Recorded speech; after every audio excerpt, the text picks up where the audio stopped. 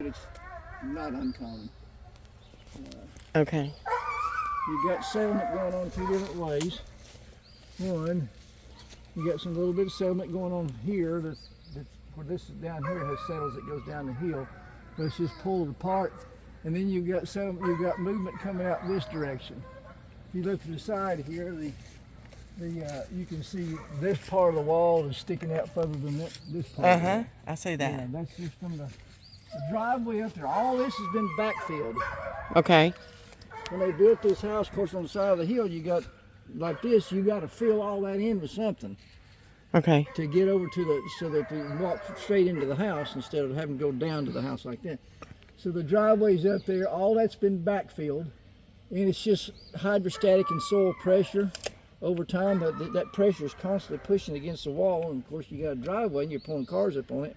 It puts pressure down this way, and as it puts pressure this way, it pushes the wall out. Okay. Basically, that's what's going on. The wall is getting pushed out, and there's a couple different fixes for that. Basically, you've got to stabilize that and hold that wall. You're not going to take care of the crack.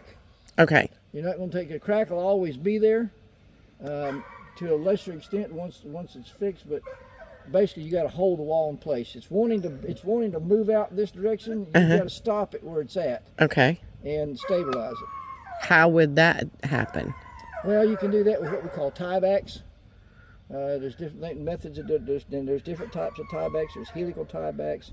There's tiebacks with what we call a dead man in it, where they run rods through this wall and plates out here, channels or steel plates out here, and that's like a giant washer, and you run it back into the ground underneath the driveway. So if there's enough what we call refusal, where they'll run it in, they've got these, it's like a screw, they'll run it in, that's one type of helical tieback.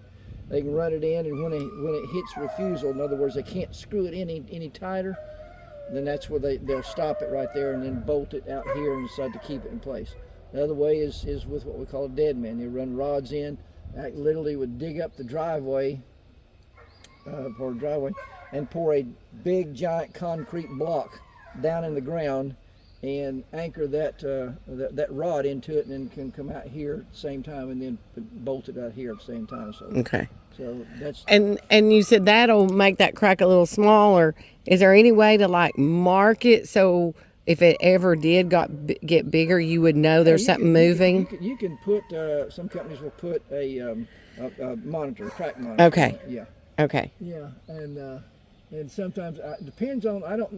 I'm going to get in the house. I got to see if we can actually tie this together. I don't know how. This wall right here, apparently, the height of the wall stops right here. It does. Right, and there is a crawl space, but I don't know if you can get into this either. Yeah, I don't know either. But the main thing what I'm concerned about is also if this wall right here. I don't know how this has been done.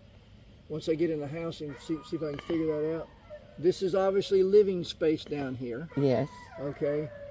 How do they build this wall here from this point to the other side of the house? Okay. And if that can be determined, then you can also you'd have to remove what's inside the house. The sheetrock or whatever. Sheetrock, yeah.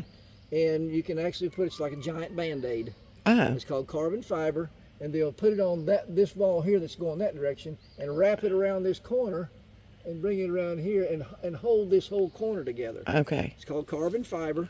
Okay. And that we may be able to use that. You get to a point where if it's gone too far, you can't. And I won't know that until I get in there and see there. And at this point, without being able to see it, it may be that you're going to have to remove the sheetrock so it can be exposed. Okay. And then what about this? These are typical cracks, but it's also indicative of forces that are trying to push against this and wanting to force the wall. If you see, the crack here. This is because it's uneven too. Yeah, you see that? Yeah, there's an unevenness there. Is what we call differential settlement, and that's that can also a lot of times be taken care of with carbon fiber. Okay. Yeah. So what are we going to do next? Go in? Well, I'm working my way. Okay. Up the hill here. Oh, okay. All right. Then I'm going to stop